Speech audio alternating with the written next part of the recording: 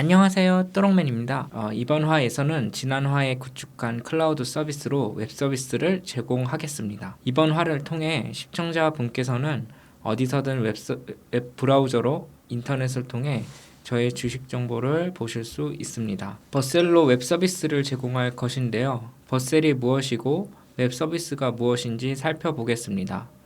이 버셀이 웹 디벨롭먼트 프레임워크 서비스를 제공합니다. 웹 디벨롭먼트 프레임워크 문장의 각 단어를 살펴보겠습니다. 우선 웹은 월드와이드 웹을 의미합니다. 즉 문서를 인터넷으로 저장하고 조회할 수 있도록 해주는 체계를 의미합니다. 이 체계가 정의한 표준에 맞추어 만들어진 웹 브라우저는 인터넷으로부터 데이터를 저장하고 조회할 수 있습니다. 이 표준은 HTML, CSS, 자바스크립트를 사용하라는 데이터 구조와 인터넷을 통해 IP 주소를 포함한 특정 형식으로 데이터를 묶어서 서버로 요청을 하라는 기능으로 구성되어 있습니다. 디벨롭먼트는 개발을 의미합니다. 프로그램이 브라우저에서 동작하도록 해야 합니다. 이때 http:/www.naver.com과 같은 도메인을 마련하는 것과 동작 가능한 소스 코드를 각 브라우저에 돌아갈 수 있도록 하는 일련의 과정을 개발이라고 합니다. 프레임워크는 개발을 쉽게 하게 돕는 것을 의미합니다. 폴더 구조는 어떻게 해야 하고 도메인 서비스를 제공받기 위해 무엇을 해야 하는 것을 정의한 틀입니다. 정리하면 웹 디벨롭먼트 프레임워크는 웹 서비스를 제공하고 싶을 때 필요한 도구 모음입니다. 이중 소스 코드로 프로그램을 잘 만들기 위한 형식은 스벨트, Vue.js 등 다양합니다. 저는 Next.js를 쓸 예정입니다. 선택을 한 이유는 기존의 React.js를 배울 때 튜토리얼에서 추천을 해주었고 매년 발행하는 자바스크립트 동향 정보의 리텐션, 즉 사람들의 관심이 지속되고 있다고 나왔기 때문입니다. 지금부터 Next.js가 요구하는 형식이 제가 자바스크립트로 만든 프로그램에 어떠한 변형을 요구하는지 살펴보겠습니다. 폴더 구조를 일단 바꿔야 되는데요. 이전에는 소스 코드의 위치를 /소스 밑에 두었습니다. 그리고 소스 밑에 코드를 웹브라우저가 구동할 수 있도록 변형한 결과를 /lib 라이브러리죠. 폴더 밑에 두었습니다. 이것을 웹페이지를 보관할 페이지 폴더와 그 다음 웹페이지에서 사용할 데이터 및 이미지를 저장할 퍼블릭 폴더로 바꾸어 줍니다. 각각. 이때 데이터는 기존의 FS로부터 불러온 자료가 들어갑니다. 그리고 페이지스 폴더에 index.js를 만듭니다. 다음으로 npm install next react DOM으로 필요한 웹 프로그램을 저장해 줍니다. 그리고 package.json에 스크립트를 변경해 줍니다. 스크립트 오브젝트의 dev 빌드 스타트 린트를 변경해 주도록 합니다. 그 다음으로 바벨 파일도 삭제를 해줍니다. Next.js 내에 기본 탑재된 바벨 설정 내용을 사용해 번역을 해줄 건데요. 그러므로 이게 충돌이 발생할 수 있습니다. 그래서 삭제를 해주고요. 그 다음에 이제 소스 코드를 만들도록 하겠습니다. 각 페이지는 하나의 디폴트 펑션으로 구성됩니다. 그러므로 그동안 수집한 주식 정보를 표현할 페이지를 나타내는 펑션을 일단 페이지 폴더 안에 index.js로 만들도록 합니다. 이렇게 해서 일단은 돌리면 보시는 것 같이 브라우저로 내용을 볼 수 있습니다. 근데 아직 클라우드 기술을 사용하지는 않았다고 할 수 있는데요. 제 컴퓨터를 사용해서 서비스를 제공한 것이기 때문입니다.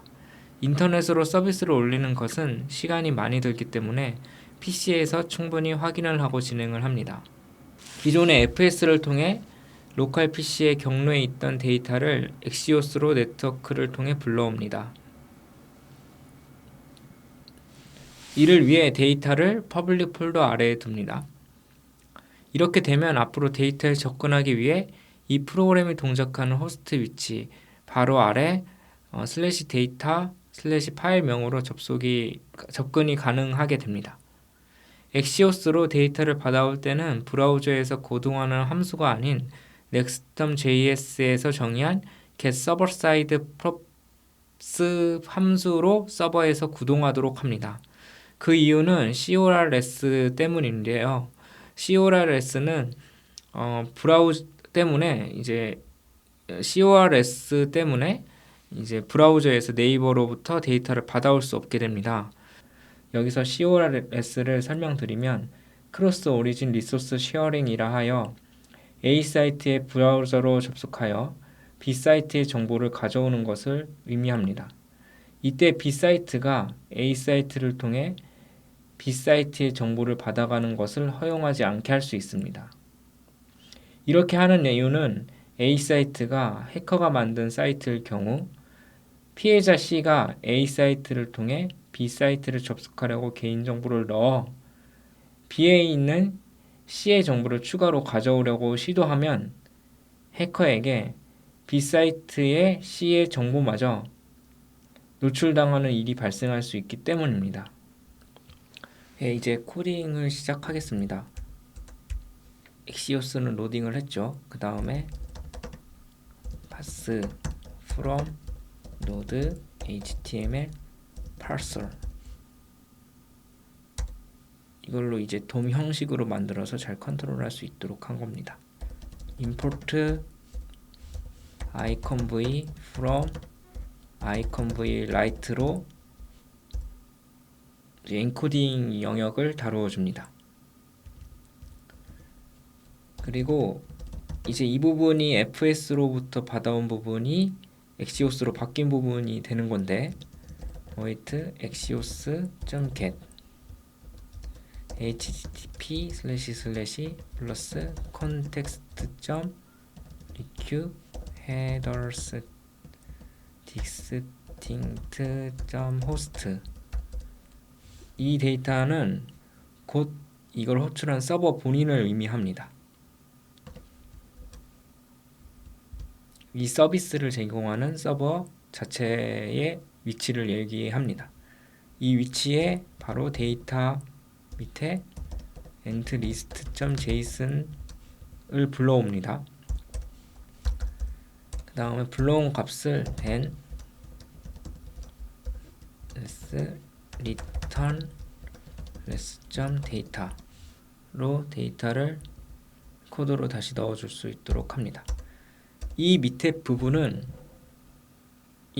동일합니다. 여기 위에 있는 이 내용들을 다 여기에 넣어주면 됩니다. 별다른 변경사항은 없습니다. 이 코드에 대한 내용은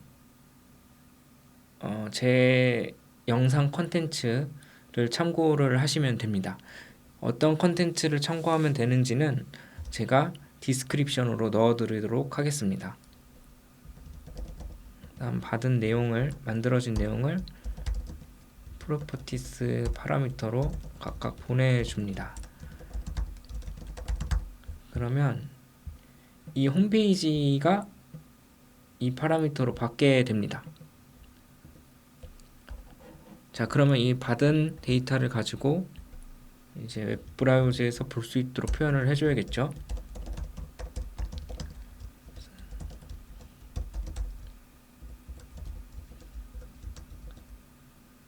요거는 블레이스 쓰지 말고 꼭 괄호를 쓸 수 있도록 합니다.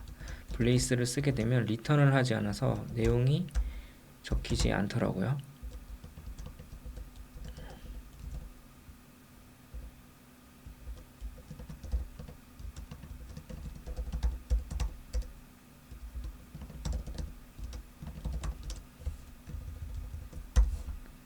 이렇게 해서 한번 내용이 잘 나오는지를 잠깐 확인을 하는데 이거 괄호가 안 닫혔네요.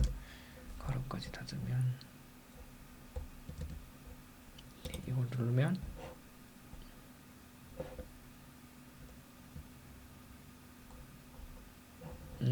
HTTPS가 아니죠. 이렇게 값이 제대로 나오는 것을 볼 수가 있습니다. 여기까지 해서는 이제 제 PC 자체적으로 한 거고 이제 버스를 통해서 여러분 시청자 여러분들도 제가 정리한 이 파일을 볼 수 있도록 만들 예정입니다. 다음으로 넘어가겠습니다. 자, 이제 다음을 진행하도록 하겠습니다. 이제 인터넷에 제가 만든 작품을 올리도록 할 겁니다.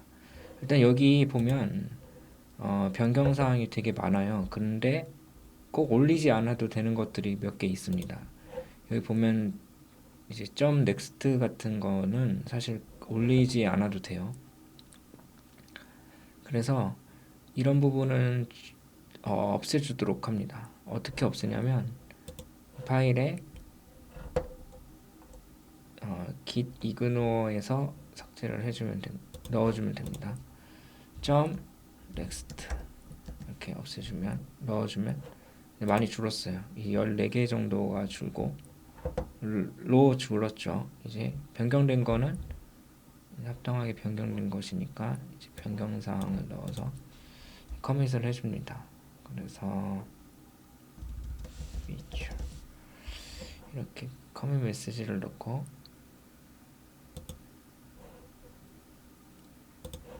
모두 다 일단은 다 스테이지로 넣어줍니다. 한번 넣어야겠죠. 이렇게 그 다음에 다시 해보도록 합니다. 그래서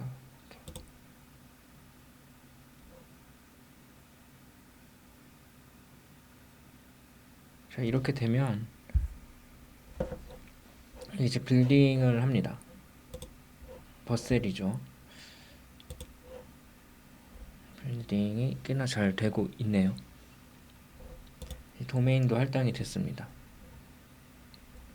한번 비짓 하겠습니다. 프랙티컬 데브 해서 비짓을 하면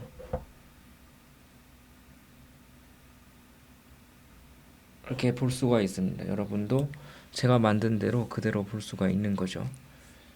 근데 여기 실제로 practical/div.burst.app로 제 사이트로 올 수가 있습니다. 이렇게 해서 일단 오늘 다루기로 한 내용을 여기까지 해서 모두 마치도록 하겠습니다. 끝까지 시청해 주셔서 감사합니다.